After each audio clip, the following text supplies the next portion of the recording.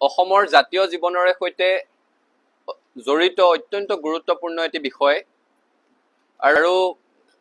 আপোনালোকৰ আগত আমি সেই কথাখিনি উপস্থাপন কৰাৰ আগমুহূৰ্তত আপোনালোককো অনুৰোধ জনাইছো যে আজি বিষয়টো যদি আমি এই সংবাদ মাধ্যমৰ মূল বিষয়টোতে আবদ্ধ ৰাখিব পাৰো তেতিয়াহলে গুৰুত্ব সহকাৰে কথাটো প্ৰকাশ পাব অসম ৰাজ্যখনৰ পৰা কেন্দ্ৰীয় লোকসেৱা আয়োগৰ অসামৰিক সেৱাৰ পৰীক্ষাত ফলাফল মুঠে আশাব্যঞ্জক নহয় সেই কথাটো আমি সকলোৱে উদ্বিগ্নতাৰে সৈতে বিগত বৰ্ষসমূহত লক্ষ্য কৰি আহিছো আৰু বিশেষকৈ যোৱা কিছু বছৰত সেই সংখ্যা ক্ৰমশঃ হ্ৰাস পোৱা পৰিলক্ষিত হৈছে আমি যদি আন ৰাজ্যৰ সৈতে তুলনা কৰো দেশৰ বিহাৰৰ পৰা এই বছৰ 32 গৰাকীয়ে কেন্দ্ৰীয় লোকসেৱা আয়োগৰ অসামৰিক সেৱাৰ পৰীক্ষাত উত্তীৰ্ণ হৈছে আৰু এই 2025 চনৰ প্ৰিলিমছত তেওঁলোকৰ 44,000 আবেদনকাৰী পৰীক্ষাত বহিছে অসমৰ ক্ষেত্ৰত তেনে পৰিসংখ্যা পাবলৈ নাই 2024 বৰ্ষত আমি যদি তামিলনাডু ৰাজ্যখনৰ কথা চাওঁ 25,000 আবেদনকাৰী প্ৰায় 650 গৰাকীয়ে প্ৰিলিমছত অৰ্থাৎ প্ৰাৰম্ভিক পৰীক্ষাত উত্তীৰ্ণ হৈছে আৰু 57 জনে কৃতকাৰ্য হ'বলৈ সক্ষম হৈছে কিন্তু অসমৰ ক্ষেত্ৰত যদি আমি চাওঁ মাত্ৰ দুজন তাৰো এজনে তৃতীয়বাৰৰ কাৰণে ইউপিএসসি পাইছে অৰ্থাৎ ইউপিএসসিত স্থানপ্ৰাপ্ত কৃতকাৰ্য হোৱা অসমৰ সন্তানৰ সংখ্যা ক্ৰমশঃ কমি গৈ আছে যেটো কথাক লৈ অসমৰ ৰাইজৰ লগতে সদৌ অসম ছাত্ৰ সন্থাও আমি উদ্বিগ্ন অসমত ছাত্ৰ ছাত্ৰী যুৱক যুৱতীয়ে অধিক হাৰত কেন্দ্ৰীয় লোকসেৱা আয়োগৰ অসামৰিক সেৱাৰ পৰীক্ষাৰ কাৰণে প্ৰস্তুতি চলোৱা পৰীক্ষাত অৱতীৰ্ণ হোৱা আৰু কৃতকাৰ্য হোৱাৰ কাৰণে এটা পৰিবেশ গঢ়িব লগা আছে এই ক্ষেত্ৰত যথেষ্ট কাম কৰিবলগীয়া আছে আৰু সদৌ অসম ছাত্ৰ সন্থাৰ এই ক্ষেত্ৰত কৰণীয় আছে বুলি আমি নিজে অনুভৱ কৰিছো কাৰণ অসম এনেকুৱা এখন ৰাজ্য যৰ পৰা 1870 চনতে আনন্দৰাম বৰুৱাদেৱে দেশৰ পঞ্চম গৰাকী অসামৰিক সেৱাৰ তেওঁ এগৰাকী বিষয়া হিচাপে কৃতকাৰ্য হৈছিল 1870 চনতে আৰু তাৰ ইমান বছৰৰ পিছতো আজি যদি অসমৰ প্ৰেক্ষাপটত চাই অসমত সেৱা আগবঢ়াই থকা প্ৰায় 200 আইএএছ বিষয়াৰ ভিতৰত ৰেগুলাৰ ৰিক্ৰুটমেন্ট যি অসমৰ স্থায়ী বাসিন্দা তেনেকুৱা খুব বেছি 6 জন ওলাব গতিকে তেনে প্ৰেক্ষাপটত অসমৰ পৰা অধিক সংখ্যক যুৱক যুৱতী ছাত্ৰ ছাত্ৰীয়ে কেন্দ্ৰীয় লোকসেৱা আয়োগৰ পৰীক্ষাত অৱতীৰ্ণ হ'বলৈ প্ৰস্তুতি চলোৱা অৱতীৰ্ণ হোৱা আৰু কৃতকাৰ্য হোৱাৰ পৰিবেশটো গঢ়াৰ কাৰণে সদৌ অসম ছাত্ৰ সন্থাই আমাৰ ছাত্ৰ ছাত্ৰী যুৱক যুৱতীক কেন্দ্ৰীয় লোকসেৱা আয়োগৰ অসামৰিক সেৱাৰ পৰীক্ষাত অৱতীৰ্ণ হ'বলৈ উৎসাহ যোগোৱা আৰু অসমৰ পৰা এছাম দক্ষ প্ৰশাসনিক বিষয়া সৃষ্টি কৰাৰ মানসেৰে সৈতে এক বিশেষ প্ৰকল্প হাতত ল'বলৈ আগবাঢ়িছো যি কথা আজি আপোনালোকৰ জৰিয়তে অসমৰ ৰাইজৰ সন্মুখত সদৰি কৰিব বিচাৰিছো ছাত্ৰ সন্থাই বিশেষ প্ৰকল্পৰ নাম ৰাখিছো প্ৰত্যাশাৰ অধীনত আমি দুটা পদক্ষেপত এই ক্ষেত্ৰত আগবাঢ়িবলৈ বিচাৰিছো প্ৰথমতে ইতিমধ্যে যোৱা জুন মাহৰ 12 তাৰিখে এই বৰ্ষৰ কাৰণে ইউপিএসসিৰ অসামৰিক সেৱাৰ পৰীক্ষাৰ প্ৰিলিমছৰ ফলাফল ওলাইছে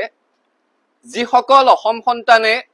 প্ৰিলিমছত কৃতকাৰ্য হৈছে প্ৰাৰম্ভিক পৰীক্ষাত উত্তীৰ্ণ হৈছে আৰু মূল পৰীক্ষাৰ বাবে প্ৰস্তুতি চলাই আছে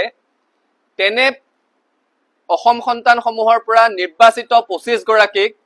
সদৌ অসম ছাত্ৰ সন্থাই মূল পৰীক্ষাৰ প্ৰস্তুতি চলোৱাৰ ক্ষেত্ৰত সমৰ্থন আগবঢ়াবলৈ আমি সিদ্ধান্ত গ্ৰহণ কৰিছো আৰু এই ক্ষেত্ৰত সদৌ অসম ছাত্ৰ সন্থাৰ ৱেবছাইট www.asu.org.in তাত আমি এখন আবেদন পত্ৰ মুকলি কৰি দিছো সেই আবেদন পত্ৰৰ জৰিয়তে এই বছৰ ইউপিএসসিৰ অসামৰিক সেৱাৰ প্ৰাৰম্ভিক পৰ্যায়ত কৃতকাৰ্যতা লাভ কৰা অসম সন্তানে আবেদন কৰিব পাৰিব আৰু আবেদনকাৰীসকলৰ ভিতৰত নিৰ্বাচিত 25 গৰাকীক আমি সমৰ্থন আগবঢ়াবৰ কাৰণে সিদ্ধান্ত গ্ৰহণ কৰিছো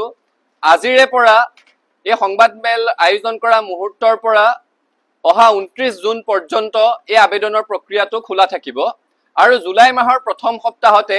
আমি তেওঁলোকক সমৰ্থন আগবঢ়াবলৈ সক্ষম হ'ম ইতিমধ্যে যেহেতু প্ৰিলিমছৰ ৰিজাল্ট দিয়াৰ পৰা এতিয়ালৈকে প্ৰায় 10 দিন অতিক্ৰম কৰিছে গতিকে মূল পৰীক্ষাৰ প্ৰস্তুতি চলাই থকা বহু যুৱক যুৱতীয়ে ইতিমধ্যে তেওঁলোকে কোনো প্ৰতিষ্ঠানত কোচিং লৈছে বা বেলেগ ধৰণেৰে প্ৰস্তুতি আগবঢ়াই লৈ গৈ আছে গতিকে যিসকলে ইতিমধ্যে তেওঁলোকৰ কোনোবা প্ৰশিক্ষণ প্ৰতিষ্ঠানত নাম ভৰ্তি কৰিছে বা বেলেগ ধৰণেৰে প্ৰস্তুতি চলাই আছে তেওঁলোকেও ইয়াত আবেদন কৰিব পাৰিব আৰু তেওঁলোককো আমি সমৰ্থন আগবঢ়াবলৈ যথাসম্ভৱ চেষ্টা কৰিম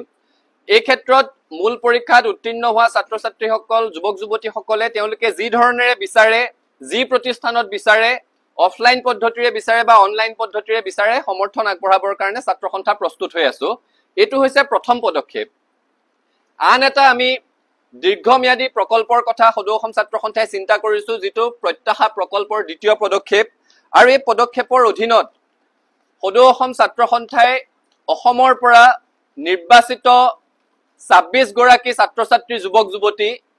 আৰু উত্তৰ পূবৰ আন ৰাজ্যসমূহৰ পৰা উত্তৰ পূৰ্বাঞ্চল ছাত্ৰ সংগঠনৰ যিসমূহ সহযোগী সংগঠন আছে তেওঁলোকৰ দ্বাৰা প্ৰত্যেক ৰাজ্যৰ দুগৰাকীকৈ মুঠ ১৪ গৰাকী অৰ্থাৎ অসমৰ ২৬ গৰাকী উত্তৰ পূৰ্বাঞ্চলৰ আন ৰাজ্যৰ ১৪ গৰাকী মুঠ ৪০ গৰাকীকৈ যুৱক যুৱতী ছাত্ৰ ছাত্ৰীক প্ৰতি বছৰে ইউপিএছচিৰ অসামৰিক সেৱাৰ প্ৰশিক্ষণৰ কাৰণে দিল্লীত পঠিয়াই প্ৰশিক্ষণ গ্ৰহণ কৰাৰ ব্যৱস্থা কৰি দিবৰ কাৰণে সিদ্ধান্ত গ্ৰহণ কৰিছো আৰু এই বিষয়ে আপোনালোকক বিস্তৃতভাৱে আমি কিছুদিনৰ পিছতে পুনৰ দাঙি ধৰিম আজি প্ৰথম পদক্ষেপটোৰ বিষয়ে কৈছো প্ৰাৰম্ভিক পৰীক্ষাত উত্তীৰ্ণ হৈ মূল পৰীক্ষাৰ বাবে প্ৰস্তুতি চলাই থকা অসম সন্তানসকলক ছাত্ৰ সন্থাই সমৰ্থন আগবঢ়াব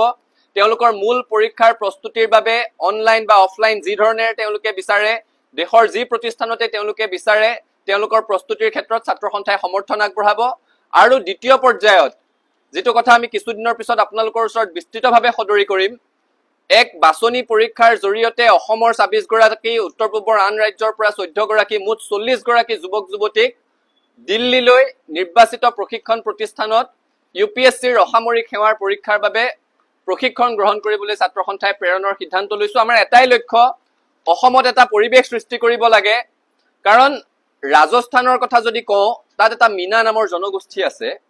সেই মিনা জনগোষ্ঠীৰ পৰা বিগত এটা দশকত প্ৰতিটো বছৰত ৩০ৰ পৰা ৩৫ গৰাকীয়ে গড়ে অসামৰিক সেৱাৰ পৰীক্ষাত উত্তীৰ্ণ হৈ আহিছে অসমৰ ক্ষেত্ৰত সেই সফলতা নাই ক্ৰমশঃ কমিহে আহি আছে গতিকে তেনে প্ৰেক্ষাপটত অসমৰ পৰা অধিক সংখ্যক ছাত্ৰ ছাত্ৰীয়ে যাতে কেন্দ্ৰীয় লোকসেৱা আয়োগৰ অসামৰিক সেৱাৰ পৰীক্ষাত অৱতীৰ্ণ হ'বলৈ উৎসাহ পায় আৰু অসমৰ পৰা যাতে এছাম দক্ষ প্ৰশাসনিক বিষয়াৰ সৃষ্টি হয় সেই উদ্দেশ্যৰে সৈতে ছাত্ৰ সন্থাই এই প্ৰকল্প হাতত লৈছো এই ক্ষেত্ৰত অসমৰ বিশিষ্ট শিক্ষাবিদ